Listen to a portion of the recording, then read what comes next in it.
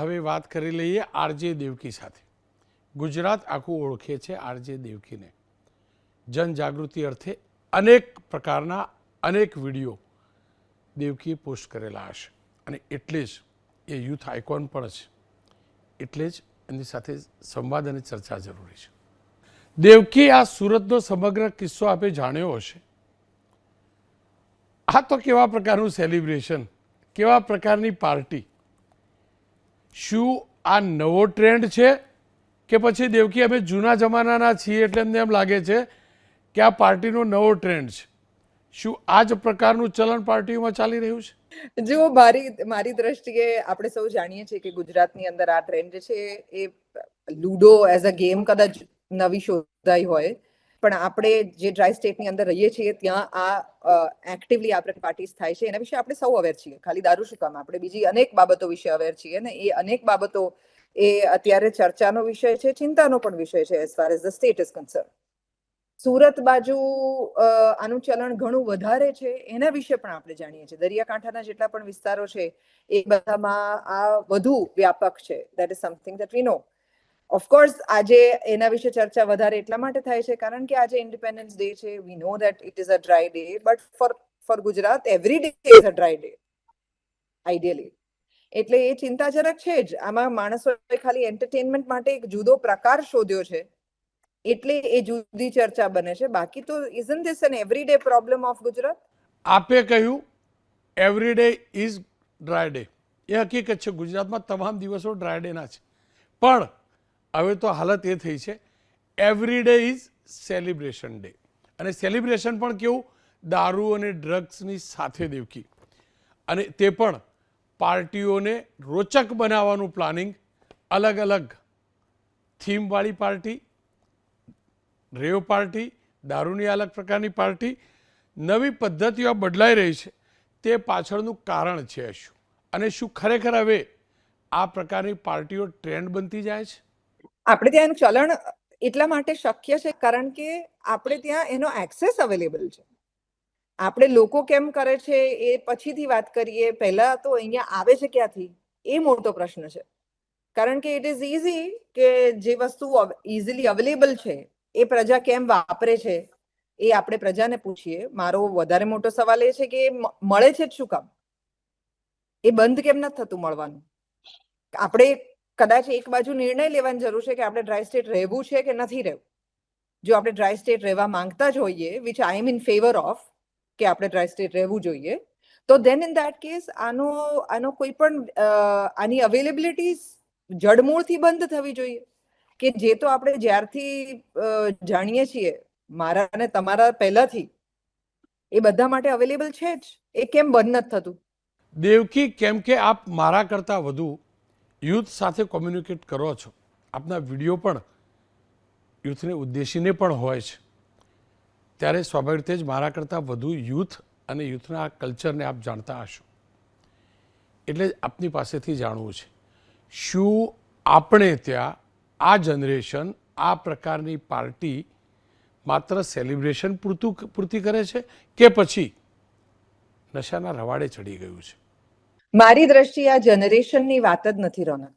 મને લાગે છે દરેક જનરેશન જે ગુજરાતમાં છે છેલ્લા 50-60 વર્ષથી, એ બધાએ આ જુદી જુદી રીતે ભોગવ્યું છે. જે લોકો ઓલરેડી આના ચલણમાં છે, તમારા મારા જેવા જે નથી કરતા તે નથી જ કરતા, અને જે કરે છે એ કરે જ છે. આપણી આસપાસ જ છે. આપણે જાણીએ છીએ એ લોકોને કે જે લોકો આ કરે છે. એટલે આપણે આંખ આડા કાન કરીને આને માત્ર એક જનરેશનલ પ્રોબ્લેમ કહી દઈએ. હું એવું નથી કહેવા માંગતી કે નવી જનરેશન જે છે એ આ નથી કરતી, પણ મને એવું લાગે છે કે એનાથી વધારે મોટો મુદ્દો એ છે કે આ બધા જ જે કરી રહ્યા છે કદાચ પોતાના કુટુંબમાં એનો વપરાશ છે એ ઓલરેડી જોઈ રહ્યા છે. બાકી સાવ એમના માટે કંઈક નવું આવી ગયું છે કે જે અહીંયા નહોતું અને એ લોકો કંઈક કરવા માંડ્યા છે, એવું એમના માટે બ્લેમ કરવું એ મારી દ્રષ્ટિએ અતિશયોક્તિ છે. દેવકી, તમે શું માનો છો? આપણા ગુજરાતમાં દારૂબંધી અને નશો એ દંભ માત્ર રહી ચૂક્યું છે? આપણા પૈકીના કેટલાક લોકો દંભી છે? હું 100% એવું માનું છું કે એ જડબે સલાક બંધ હોવું જોઈએ. આપણે નથી આપવા માંગતા આપણી જનરેશનને આમાંનું કંઈ પણ કે જે એમને નશાની અંદર ભરાવીને કેટલા ફેમિલીઝ આપણે ત્યાં બરબાદ થયા છે. તમે અમદાવાદ અને ગુજરાતની અંદર કેટલા રિહેબિલિટેશન સેન્ટર છે, એ રિહેબિલિટેશન સેન્ટરમાં કેટલાય લોકો દારૂની લતને કારણે બરબાદ થઈને ત્યાં પડ્યા છે. એવા કેટલાય ફેમિલીઝ છે કે જે એના વિશે બહાર વાત નથી કરી શકતા. એવી કેટલી ગુનાહિત પ્રવૃત્તિઓ છે કે જે આપણે ત્યાં થાય છે, કે જે નશાના બંધાણીઓ દ્વારા થઈ હોય, નશાના સમયની અંદર થઈ હોય. એવી કેટલી જનરેશન છે કે જેમની એમ્બિશન પતી ગઈ છે આના કારણે. એવા કેટલા બધા લોકો છે કે જેના સંબંધો પતી ગયા છે આના કારણે, જેમણે પોતાના આવનારી જનરેશન્સને પણ જન્મ આપતા પહેલા એમને જેનેટિક્સની અંદર નશા આપેલા છે. આ બધું જ જાણતા હોવા છતાં આપણે જો આને જડબે સલાક બંધ નથી કરી શકતા, તો આપણી પાસે આ છે તો પછી આપણે આના વિશે પ્રશ્ન શું કામ ઉઠાવીએ છીએ? આને જો જડમૂળમાંથી કાપી જ નથી શકતા, તો પછી સૌથી પહેલો દંભ તો આપણે કહીએ છીએ કે આપણે ડ્રાય સ્ટેટ છીએ એ જ છે. આ જે પ્રશ્નાર્થ છે તેના પર ફૂલ સ્ટોપ ક્યારે લાગશે અને કેવી રીતે લાગી શકે? તો જે સત્તામાં છે એ લોકો જ લઈ શકશે ને રોનક. સવાલ કરી શકીએ. આપણે પ્રજાનો અવાજ છીએ. આપણે કોઈ પોલિટિકલ પાર્ટીનો અવાજ નથી. આપણે કોઈ સત્તાધીશોનો અવાજ નથી. આપણી જોબ જ એ છે કે આપણે સિટીઝન્સનો અવાજ બનીએ. અને સિટીઝન્સના અવાજ તરીકે મેજોરિટી આપણા સ્ટેટની અંદર જે લોકો છે, ધો ધેર આર પીપલ કે જે લોકો નશાનો ઉપયોગ કરતા હોય, પણ હજી સુધી થેન્કફુલી આપણે એ સ્ટેટ છીએ કે જ્યાં છોકરાઓ કે ફેમિલી મેમ્બર્સ પોતાના વડીલોને કહેતા શરમાય છે, કે થોડી બે આંખની શરમ રાખે છે કે એ લોકો ધૂમ્રપાન કરે છે, કે એ લોકો દારૂનો પ્રયોગ કરે છે, કે એ લોકો કે બીજી કોઈ ડ્રગ્સનો પ્રયોગ કરે છે. હું માનું છું કે એવા બહુ જ આમ મુઠ્ઠી ભર લોકો એવા હશે કે જ્યાં કુટુંબની સાથે આ પ્રકારનું એન્ટરટેનમેન્ટ જે છે એનો પ્રયોગ થાય છે. પણ બાકીના બધા જે છે એ હજી બે આંખની શરમ રાખે છે. તો જ્યાં સુધી એ છે, ધેટ મીન્સ આપણું સ્ટેટ એવું ઈચ્છે છે કે પ્રાઇવેટમાં લોકોને જે કરવું હોય તે કરે, પણ publicly V feel more safer when we are not in such an environment, which automatically means કે મેજોરિટી ઓફ લોકો જે છે આને નથી ઈચ્છતા. જો ન ઈચ્છતા હોય અને આપણે વધુ સેફ સ્ટેટ તરીકે પુરવાર પણ થયા છે in comparison of UP or Haryana or Bihar or any other states કે જ્યાં આ પ્રકારનો પ્રયોગ જે છે એ ખુલ્લમ ખુલ્લા થઈ રહ્યો છે.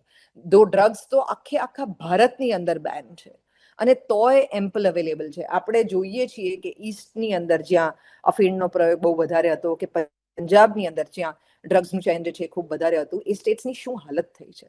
અને આપણે છેલ્લા કેટલાય સમયથી હજારો કરોડનું ડ્રગ્સ અહીંયા પકડાઈ રહ્યું છે એવી વાતો સાંભળીએ છીએ, પણ કોઈ પણ રીતે આપણે એને ક્રાઇસિસ તરીકે નથી જોઈ રહ્યા કે આપણા સ્ટેટ માટે આ ક્રાઇસિસ છે, કે આપણા યુવાનો માટે આટલી બધી ઇઝીલી એક્સેસિબલ છે આ પ્રકારનું ડ્રગ્સ કે આ પ્રકારનો દારૂ. હવે એની અંદર પણ પહેલા જે પ્રકારનું ડ્રગ્સ અવેલેબલ હતું એના કરતા હવે વધારે અવેલેબલ છે.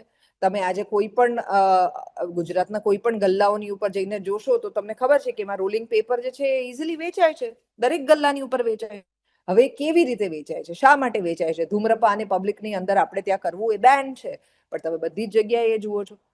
તો there are many things that are banned, and when there is a big problem ત્યારે આપણે બધા એના વિશે ચર્ચા કરવા માટે તૈયાર છીએ. પણ આપણો મોરલેસ તો આપણું એ એક્સેપ્ટન્સ છે કે હા આ બધું છુપાઈને થાય છે અને આ બધું ઓપન સિક્રેટ છે કે જે બધાને ખબર છે.